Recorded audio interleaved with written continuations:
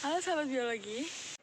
Hai guys, di sini kami akan mempresentasikan proposal penelitian kami yang berjudul apa Ratu? Yang berjudul pengolahan kotoran limbah sapi dengan menggunakan bakteri anaerob menjadi sebagai biogas untuk energi ramah lingkungan di Kecamatan Panarukan, Kabupaten Situbondo. Nah, di sini saya Nurul Aini dan teman saya Ratu Alamubita, kami dari Prodi Biologi akan menampilkan slide berikut ini. Dadah. You know it's not the same as it was. As it was. You know it's not the same. guys, kembali lagi bersama kita. Sobat biologi, dua-dua. Oke, di sini kita akan menjelaskan lebih lengkap lagi mengenai proposal penelitian yang kita pilih, yaitu sudah sesuai dengan profesi kita, yaitu biologi murni, yang berjudul pengolahan limbah kotoran sapi dengan bakteri anaerob sebagai biogas untuk energi ramah lingkungan di Kecamatan Panarukan, Kabupaten Situbondo. Oke, yang pertama yaitu terdapat latar belakang. Latar belakang di sini pertama kita menjelaskan mengenai limbah. Limbah merupakan bahan organik atau anorganik yang tidak termanfaatkan lagi sehingga dapat menimbulkan masalah serius bagi lingkungan jika tidak ditangani dengan baik. Limbah dapat berasal dari berbagai sumber hasil buangan dari suatu proses produksi. Salah satunya yaitu pada limbah peternakan. Limbah peternakan di situ terdapat dari rumah potong hewan, pengolahan produksi ternak, dan hasil dari kegiatan usaha ternak. Di situ juga terdapat limbah padat, cair, dan gas yang apabila tidak ditangani dengan baik, maka akan berdampak buruk bagi lingkungan. Nah, latar belakang selanjutnya kita menjelaskan mengenai kotoran sapi. Kotoran sapi dapat diolah menjadi pupuk organik. Apa itu pupuk organik? Nah, pupuk organik itu pupuk yang berasal dari tanaman dan kotoran hewan yang telah mengalami proses dekomposisi atau pelapukan. Nah, selama ini sisa tanaman dan kotoran hewan tersebut belum sepenuhnya dimanfaatkan sebagai pengganti pupuk buatan. Pengganti pupuk buatan yaitu kompos. Kompos yang baik adalah yang sudah cukup mengalami pelapukan dan dicirikan dengan warna yang sudah berbeda dengan warna bahan pembentuknya, tidak berbau, kadar airnya rendah, dan sesuai dengan suhu ruang. Hal ini dapat dikatakan memberikan dampak yang sangat positif, yang mana kotoran sapi tidak hanya sia-sia namun memberikan keuntungan bagi masyarakat dan sekitarnya. Nah, selanjutnya itu banyaknya limbah kotoran sapi yang mencapai lebih dari 10 kg per hari membuat limbah kotoran tersebut setiap harinya semakin menumpuk di tempat pembuangan limbah. Hal ini tentunya membuat kandang sapi akan semakin buruk. Nah, selain itu bau kotoran sapi ini juga akan mengganggu. Kuantitas kotoran yang semakin hari semakin banyak juga dapat membuat pengelolaan ternak sapi menyediakan tempat yang lebih besar untuk menampung limbah tersebut. Nah, tumpukan limbah kotoran ternak sapi ini yang dihasilkan itu dapat ditunjukkan pada gambar berikut ini. Oke, melalui penelitian ini dapat diberikan informasi serta wawasan yang baru mengenai proses pengolahan limbah sebagai biogas dan pupuk kompos untuk energi ramah lingkungan. Oke, selanjutnya di sini kita membahas permasalahan pada proposal penelitian. Jadi, kotoran sapi kebanyakan hanya dimanfaatkan untuk dijadikan pupuk kandang namun tanpa proses pengolahan. Biasanya kotoran sapi itu hanya dibiarkan mengering di suatu lahan dan setelah kering itu baru digunakan untuk penyuburan tanah atau tanaman. Kondisi ini tentu dapat merusak lingkungan, terutama pencemaran pada udara. Sebab kotoran sapi yang masih basah ini akan menimbulkan bau yang tidak sedap dan jelas akan membahayakan kesehatan bagi orang yang menghirupnya. Padahal, jika dianalisis, kotoran sapi itu sebenarnya dapat dijadikan bahan dasar dalam pembuatan biogas dan pupuk organik. Apa itu biogas? Biogas merupakan gas yang dihasilkan oleh aktivitas anaerobik atau fermentasi dari bahan-bahan organik, yaitu termasuk diantaranya terdapat kotoran manusia dan hewan, limbah domestik atau rumah tangga, sampah biodegradable, atau setiap limbah organik yang biodegradable dalam kondisi anaerobik. Nah, selain itu ada permasalahan lain yang dialami oleh masyarakat, yaitu harga LPG yang semakin tinggi serta distribusi yang tidak merata menyulitkan mitra dan memenuhi kebutuhan pokok sehari-hari.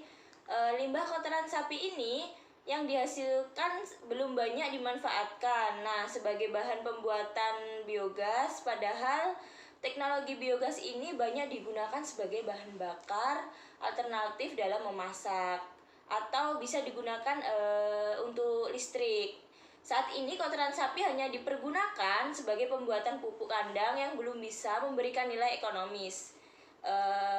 Masih minimalnya sosialisasi yang diberikan oleh dinas terkait untuk memanfaatkan kotoran sapi sebagai bahan baku biogas, dan masih minimnya pengetahuan masyarakat tentang pemanfaatan limbah kotoran sapi menjadi biogas.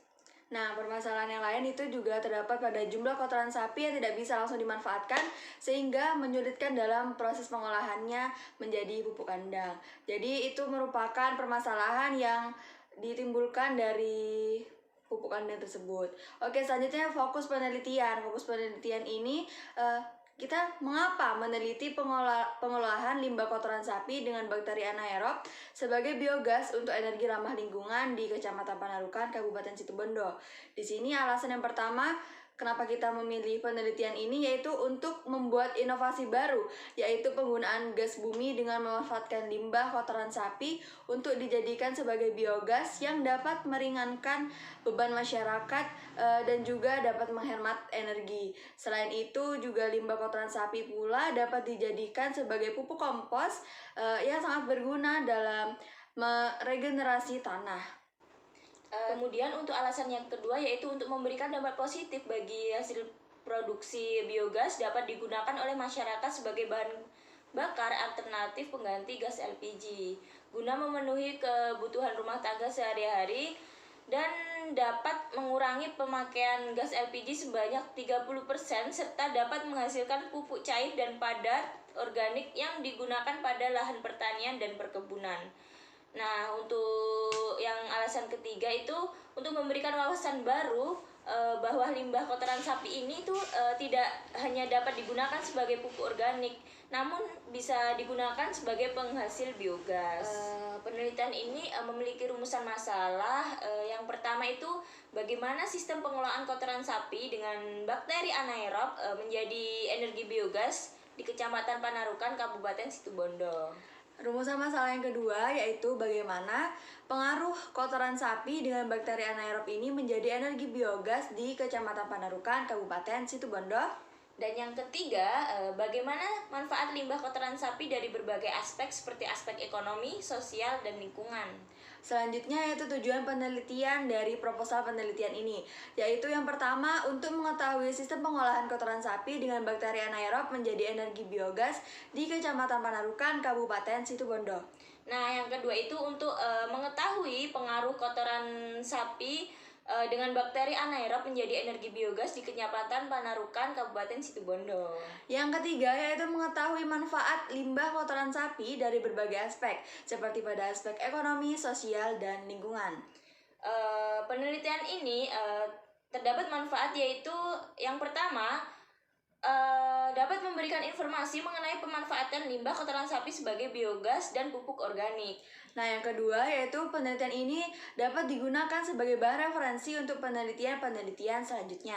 Dan yang terakhir, bagi pemerintah, informasi ini dapat menjadikan pertimbangan kebijakan pemerintah dalam hal pengembangan biogas dan pupuk organik dari limbah kotoran sapi untuk memenuhi kebutuhan masyarakat.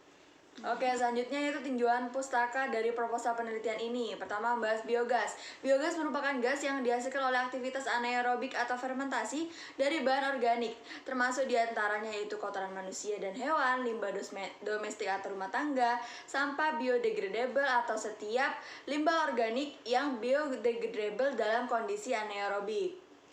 Kandungan utama dalam biogas itu adalah metana dan karbon dioksida. Biogas sangat berpotensi untuk dimanfaatkan menjadi sumber energi. Yang biogas ini atau sering pula disebut gas bio merupakan gas yang timbul jika bahan-bahan seperti kotoran hewan, kotoran manusia, ataupun sampah direndam dalam air dan disimpan di tempat tertutup atau anaerob. Nah, proses kimia terbentuknya gas ini cukup rumit, tetapi cara menghasilkannya tidak sesulit proses pembentukannya.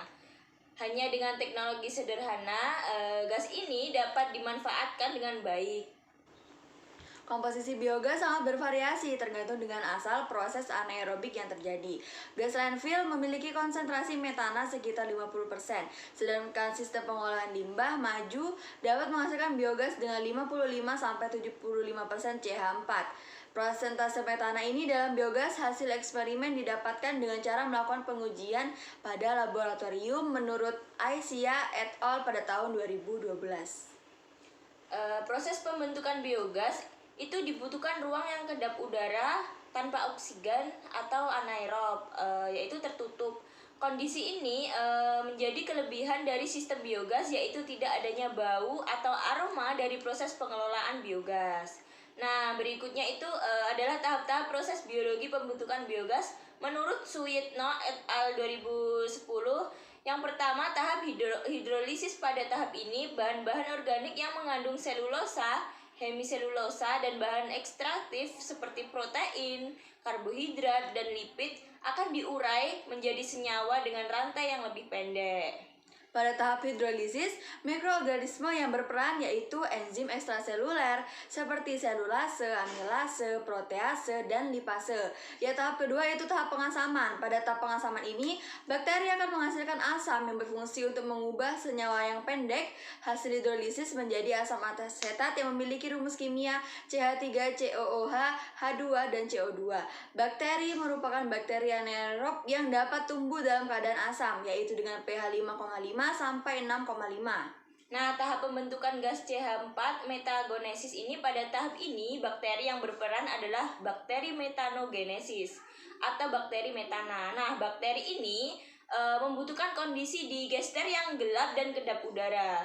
Temperatur di mana bakteri ini bekerja paling optimal itu 35 derajat Celcius dan sangat sensitif terhadap perubahan temperatur antara 2-3 derajat Celcius. Pada akhirnya, yang dihasilkan gas H2CO2 ini asam aksetat yang dihasilkan pada tahap pengasaman. Jadi itu merupakan tahap-tahap pada proses pembentukan pengolahan dari pupuk organik yaitu. Selanjutnya metodologi. Metodologi di sini terdiri dari pengumpulan data, pendekatan, dan analisis data. Nah, penelitian ini merupakan penelitian eksperimental yang dianalisis secara deskriptif, yaitu pendekatan yang dilakukan diantaranya yaitu melalui pendekatan kualitatif deskriptif dengan menampilkan gambaran secara detail tentang situasi serta data yang dikumpulkan berupa kata-kata atau gambar dan bukan angka. Nah, selanjutnya metode yang digunakan dalam penelitian ini yaitu metode eksperimental dan uji sampel. Selanjutnya teknik pengumpulan data yang dilakukan yaitu dengan melalui observasi dan kajian pustaka pada literatur yang selanjutnya dianalisis untuk menarik sebuah kesimpulan. Oke, sudah sampai di penghujung video kami. Cukup sekian presentasi proposal penelitian kami. Kami pamit undur diri dan selamat ketemu di vlog kami selanjutnya. Bye bye guys. See you.